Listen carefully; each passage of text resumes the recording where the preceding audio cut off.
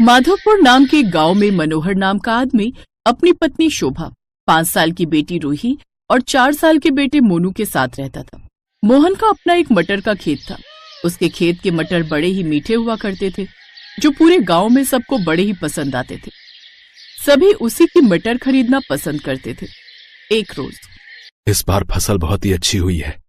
इस बार अच्छी कमाई होगी तो मैं अपने पूरे घर की मरम्मत करवाऊंगा और घर में नया बिस्तर भी लाऊंगा, ताकि तुम्हें जमीन पर ना सोना पड़े। भगवान करे आपका काम यूं ही चलता रहे और आप खूब तरक्की करें और हम अपने बच्चों का प्राइवेट स्कूल में दाखिला करवा सके। सच कहा तुमने।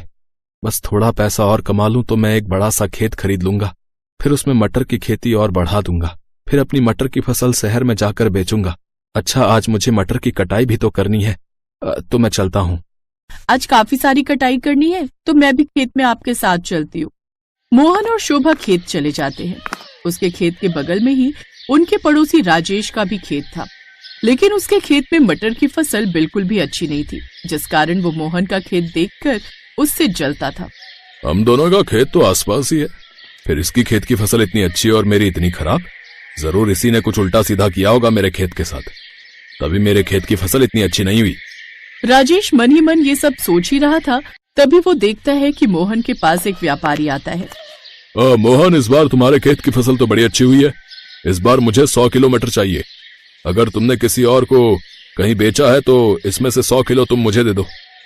ठीक है साहब, वैसे भी इस बार मेरे खेत में पूरे 250 किलो मटर की खेती हुई है। ठीक है, फिर 100 किलो मुझे भिजवा देना, और चाहिए होंगे तो बता दूंगा। ये कहकर सेठ जाने लगता है। तभी राजेश, सेठ जी, जरा मेरे खेत की फसल के मटर भी ले लीजिए। अच्छा, पहले टेस्ट तो करवा अपने मटर। जी, ये लीजिए। राजेश उसे मटर खाने को देता है, लेकिन जैसे ही सेठ उस मटर को चखता है तो बुरा सा मुंह बनाते हुए कहता है, माफ करना, लेकिन मैं तुमसे ये मटर नहीं खरीद सकता। ये तो बड़े ही बेस्वाद हैं। इसे तो मुझसे कोई भी ग्राहक नहीं खरीदेगा। अच्छा, मैं चलता हूँ भाई। ये कहकर वो वहाँ से चला जाता है। तभी राजेश मोहन से, तुम्हारे कारण मेरी फसल की बिक्री नहीं हो पाई। हम दोनों के खेत आसपास हैं, लेकिन इसके बावजूद भी मेरे खेत की फसल अच्छी नहीं होती। इसका मतलब तूने जरूर मेरे खेत की फसल खराब करने के लिए कुछ डाला है। ये आप कैसी बातें कर रहे हैं? मैं ऐसा क्यों करूंगा और मैं ऐसा क्यों चाहूंगा? बस बस, अब ज्यादा भोला बनने की कोशिश मत करो। मैं जानता हूं तुमने ही कुछ किया है ताकि मेरे खेत की फसल खराब हो जाए और सब तुमसे ही मटर खरीदें। मैं कुछ कह नहीं रहा, इसका मतलब ये नहीं कि तुम कुछ भी बोलते जाओगे। मैंने हमेशा पूरी ईमानदारी से अपना काम किया है। ना तो मैंने कभी किसी का बुरा किया है और ना ही कभी किसी का बुरा सोच सकता हूँ। राजेश भाई साहब, आप जो भी सोच रहे हैं वो गलत सोच रहे हैं। इसके अलावा हमें अपनी सफाई के बारे में कुछ भी नहीं कहना है। हम जानते हैं आप परेशान हैं, लेकिन इसका मतलब ये नहीं कि आप हमें कुछ भी बोलेंगे। चलिए जी यहाँ से। ये कहकर वो वहाँ से चले जाते हैं। राजेश की बात सुनकर उन दोनों को बहुत बुरा लगता है। 3 दिन बाद मोहन सेठ जी को 100 किलो मटर बेच देता है, जिसके उसको अच्छे पैसे मिल जाते हैं। अभी भी उसके खेत की लगभग 150 किलो मटर बच जाते हैं। जब सेठ जी के खरीदे हुए मटर ग्राहकों ने खरीदे तो वो मटर ग्राहकों को बड़े पसंद आए, तो बाकी ठेकेदारों ने भी मोहन की बची हुई मटर खरीदने का ऑर्डर दे दिया। हे भगवान, तेरा लाख लाख शुक्र है। पता है शोभा, हमारे सारे मटर बिक गए। हमारी बची हुई मटर बिकने के भी ऑर्डर आ गए। अब मैं सोच रहा हूं कि बाकी की मटर बिकने के बाद मेरे पास जब सारे पैसे आएंगे तो उनमें से मैं कुछ पैसे राजेश भाई साहब को दे दूंगा, ताकि वो फिर से अपनी फसल उगा सकें। इस बार उन्हें फसल में नुकसान हुआ है तो उनके काम आ जाएंगे। लेकिन वो तो आपको ही अपनी फसल खराब होने का जिम्मेदार मानते हैं और आप उन्हीं की मदद करना चाहते हैं। उन्होंने आपको कितना बुरा भला कहा, उसके बाद भी आप उनकी मदद करना चाहते हैं। काश वो आपके मन के भावों को समझ पाते। भले ही वो मेरे बारे में कुछ भी सोचे शोभा, लेकिन है तो वो हमारे पड़ोसी ही, तो हमें तो उनकी मदद करनी ही चाहिए।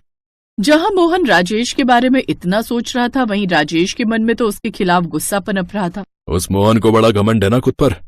अब मैं उसका घमंड चूर चूर कर दूंगा, उसकी सारी फसल खराब कर दूंगा। गांव में सबके सोने के बाद आधी रात को राजेश मोहन के उस गोदाम में जाता है और वहां आग लगा देता है। अब आएगा मजा। अगली सुबह जब मोहन गोदाम में जाता है तो देखता है कि गोदाम में रखी उसकी सारी फसल जल चुकी होती है। हे भगवान, ये क्या हो गया?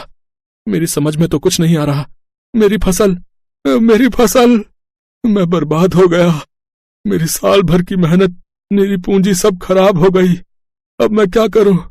कुछ देर बाद मोहन अपने घर लौट आता है और अपनी पत्नी को सारी बात बताता है। उसकी पत्नी उसे समझा बुझाकर किसी तरह शांत करती है। आप हिम्मत मत हारिए जी, सब कुछ ठीक हो जाएगा। हम फिर से मेहनत करेंगे। हाँ बाबा, आप परेशान मत हो, भगवान जी है ना, वो सब ठीक कर देंगे। मेरी बच्ची। अगले दिन मोहन फिर से अपने खेत पर मटर के बीज बोने जाता है तो देखता है कि उसका खेत हरे भरे मटर की फसल से लहलहा रहा है। ये देख वो हैरान हो जाता है। उसे तो अपनी आंखों पर यकीन ही नहीं होता। ये कैसे हो सकता है? मेरे खेत में मटर की हरी भरी फसल कैसे उग गई? कहीं मैं कोई सपना तो नहीं देख रहा ना? नहीं, ये कोई सपना नहीं है मोहन, ये हकीकत है। जरा यहाँ देख मोहन, मैं हूँ जादुई मटर। मोहन जब उस तरफ देखता है तो वो हैरान रह जाता है, क्योंकि उसके सामने एक जादुई बोलने वाली मटर खड़ी थी, जिसके 2 छोटे छोटे हाथ पैर और 2 आंखें भी थी। अरे तुम कैसी मटर हो जिसके हाथ पैर भी हैं? मैं एक जादुई मटर हूँ और यहाँ पर तुम्हारी मदद के लिए आई हूँ। सब्जियों के लोग से कुछ समय पहले मैं तुम्हें देख रही थी। तुम्हारी पड़ोसी ने तुम्हें कितना गलत कहा, लेकिन फिर भी उल्टा तुमने उसकी मदद के बारे में सोचा। लेकिन जब उसने अपनी जलन के चलते तुम्हारी फसल में आग लगा दी तो मुझसे रहा नहीं गया। मैं तुम जैसे नेक इंसान को इस तरह मुसीबत में नहीं देख सकती, इसलिए मैं तुम्हारी मदद करने चली आई। तो ये आग राजेश भैया ने लगाई। कोई बात नहीं, हरी मटर मैं चाहता हूँ जैसे तुमने मेरे खेत को हरा भरा कर दिया, ऐसे ही तुम उनके खेत को भी हरा कर दो। ये कहकर तुमने तो मेरा दिल ही जीत लिया। अगर तुम ऐसा ही चाहते हो तो ठीक है, मैं तुम्हारे कहने पर उसके खेत में भी हरे भरे मटर की जादुई फसल की पैदावार कर देती हूँ। पीछे खड़ा राजेश ये सब सुन रहा था और उसे अपनी करनी पर बड़ा पछतावा था।